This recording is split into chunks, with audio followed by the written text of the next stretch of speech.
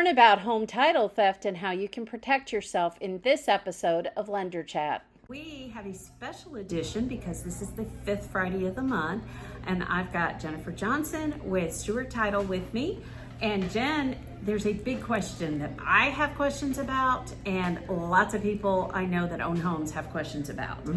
Jennifer is going to take it on for us, and that is the title theft thing. I'm sure you've all heard the ads talking about how important it is to have protection so that these scumbags don't steal your title, since everything is online now. So, Jen, first question. Yeah, absolutely. I'm excited to be here and to share.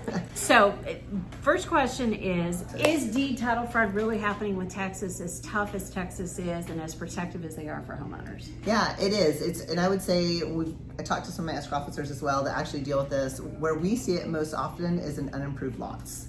That's where it's happening more in Texas. Across the country, it is a problem, especially when people own their home free and clear, because that's when you typically aren't checking when there's not a mortgage.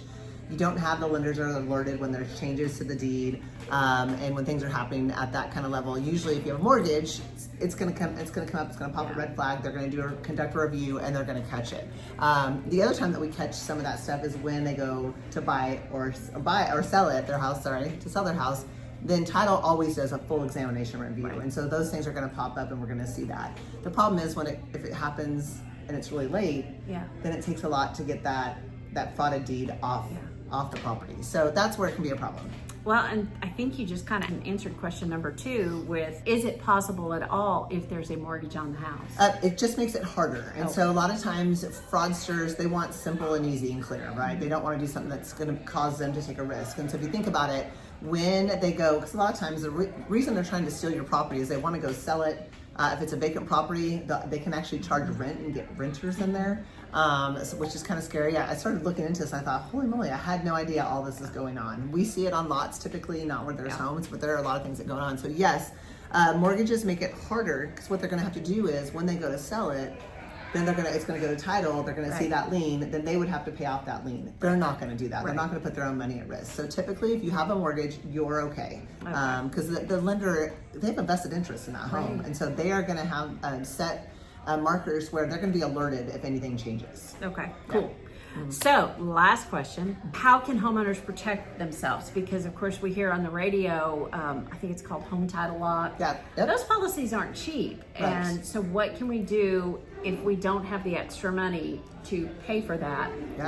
I mean, this is Texas, dadgummit. It's our property. Yeah, great question. There are a couple things you can do. There are 40 counties in Texas that offer free alerts, where you can go to the county website, you can sign up, and anytime there's anything that changes to your deed, they're going to send you a notification, so you would be alerted that way. So that's great. Unfortunately, Travis County doesn't have it, but Williamson and Hayes do.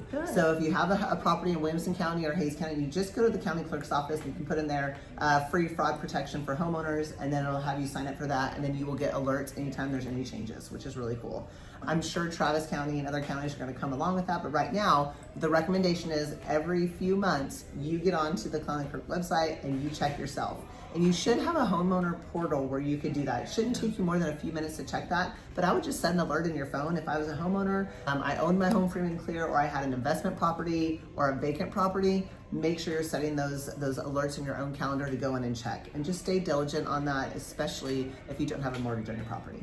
I've been telling people to check at least once a month, because I knew we were going to have this talk and you'd have some good tidbits for us. So if you're a Travis County resident, my advice would be to call your county commissioner and tell them, hey, why don't we have this? Because it's a real problem.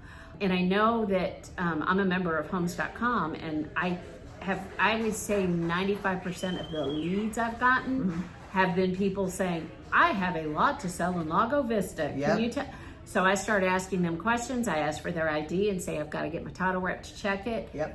Bam, I never hear from them. And no, that's what your title company should do for you. If you are, especially as a listing agent, if you get someone that wants you to take on a lot, know that when that comes to us, if you were even to open a contract, even if you took that listing, there are steps that we have to take before we ever really can truly open title to ensure that that person is the actual owner of the property. So like, for instance, we send a letter to the mailing address that's associated on that. We do a lot of digging in and making sure that we're confirming and verifying beforehand. But there are definitely some red flags.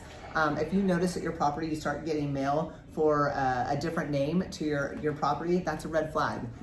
That someone could potentially have really tried to steal your title. So just make sure that you're looking for those kinds of things. If you're getting an email asking for homeowner information, don't send it. Like, don't send any of your property information. No one will ever request that by email. Make sure you pick up the phone and call. Yeah. Great. So I hope these tips help.